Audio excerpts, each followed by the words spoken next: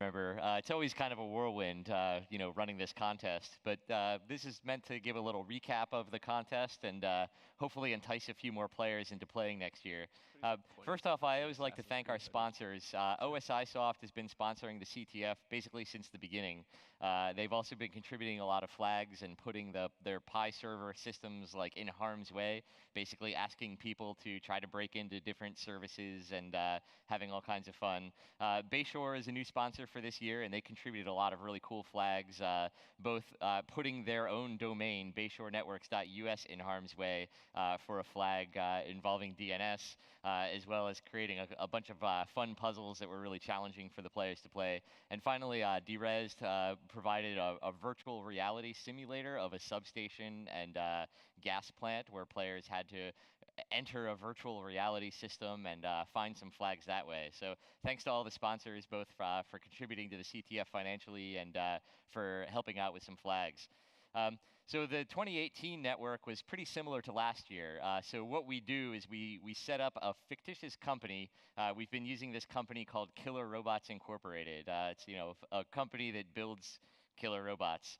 We generally set up the network to look something like a Purdue model network, where we have a corporate network, a DMZ, a control network with some engineering workstations and HMI systems, a lot of field devices, and then we make little targeted challenges that players have to, either break into one of these computers, or they have to, look at some historian data, or sometimes we just have fun puzzles that aren't really control systems related. But the core of the contest is this network. And of course, we have some physical challenges too. So yeah, so this is kind of what the CTF room looked like. So we had Bayshore having their robot arm, and we had Derez's virtual reality, and then we had some other physical things. Bayshore also made a lockbox that people had to pick a lock into, and I made this little RFID challenge that was really fun that some players had a good time with. So this is kind of a 360 of the room at the top. We had overflow out in the hallway where there were 40 or 50 players out in the hallway hammering away at the CTF. And this is a little rack that we had with a lot of field devices, variable frequency drives, and other control equipment hanging out. So we had, in total, this is a contest, keep in mind, so we had 48 challenges that players had to solve that gave a total of 9,000 available points. Flags are, easy, medium, hard. The easy flags might be something like some trivia challenges, some really basic, download this PCAP and try to find the credentials that were passed in this packet capture. We had some medium difficulty flags like Bayshore Networks, kind of DNS puzzle that they made. Some PCAPs that actually might require you to write some tools to help analyze, other fun flags like that. Then we had some really hard flags, which were, breaking into a firewall, an actual industrial firewall that was put in front of an industrial controller. So players had to break the firewall and then get through to the industrial controller to find some useful information out of the industrial controller, and of course that RFID reader that I was mentioning before.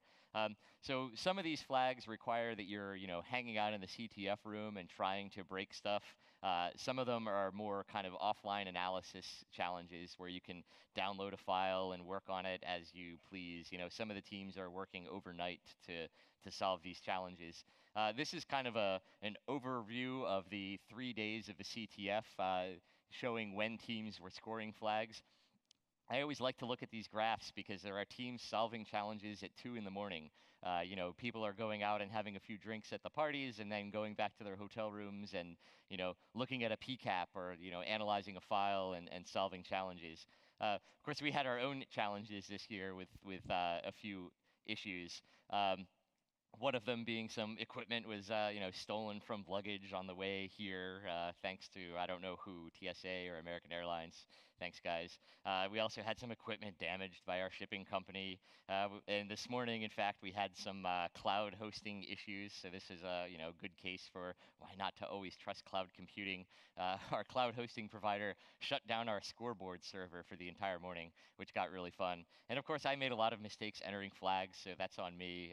Not thoroughly testing things. So players are like, "Hey, I'm typing in this solution and it should work, and it's not accepting it." So I'd have to go fix that.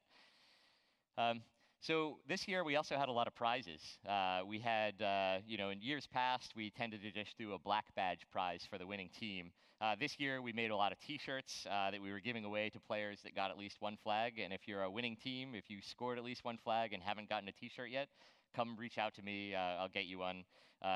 We also had Proxmark 3 RFID cloners available for anybody who got that challenge, because there were a lot of people that had never played with this, physical security device before. So again, if you're with one of the teams that got this challenge and didn't get your Proxmark 3 yet, come see me. It was pretty fun giving away some of these prizes. Our top teams this year, in second place, we had Clarity. They had 5,550 points. They also had to deal with some fun issues of misentered flags that they spent some time trying to figure out. So, we had to give them a little leeway with that too. Then there was Team IER 43. They were a team of Japanese players. This was their first time entering this contest. They came in third place with 5,100 points.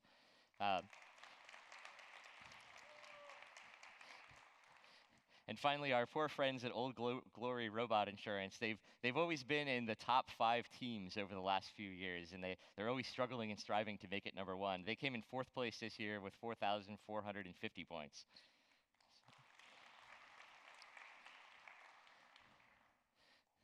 So the winner this year was We Hack for Booze. You guys might remember the team from last year. They're from Booz Allen Hamilton.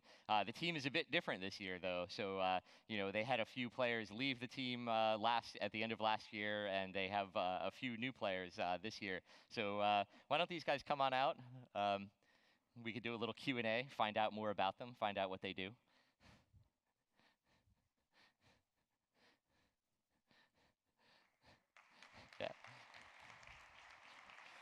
Give a hand to these guys. One of the fun things about the contest this year was that the scoreboard had a little bug in it, and it actually opened up early. It was supposed to open up just after Dale Peterson's keynote, and these folks noticed it, but they sat patiently and waited until 9:30 to actually look at any of the challenges. I won't mention team names, but there were some teams that got in early and solved flags before the official start time. But why don't you guys tell us a little bit about yourselves? I mean, Tom, we've met Tom before. He was on stage last year, but I know we have some new members. Can you kind of introduce yourselves, give us your name, kind of who you are, what you do? Sure. I'm Tom Georgian. I do a little bit of everything, mostly pen testing, threat hunting, CTF development.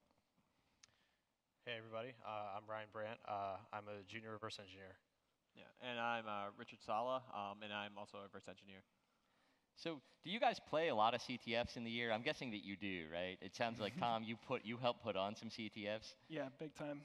We're all CTF junkies for sure. A few of the other ones that we play in are the DEF CON CTF. We play in the Seesaw CTF, Sans Net Wars, which I'm actually wearing a shirt of right now. So, we definitely like playing CTF. So. Awesome. And you put on a CTF each year? Yeah, we do the Kaizen CTF with Booz Allen Hamilton. So that's usually an offering that we provide for our clients. And we have a few scenario-based challenges. And then we're also doing one at ShmooCon. We're actually flying back and doing it this weekend, which is like a Jeopardy-style CTF. So. Nice. So, how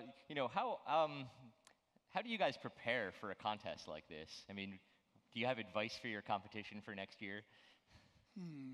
Practice, practice, practice. Playing in a lot of different CTFs helps.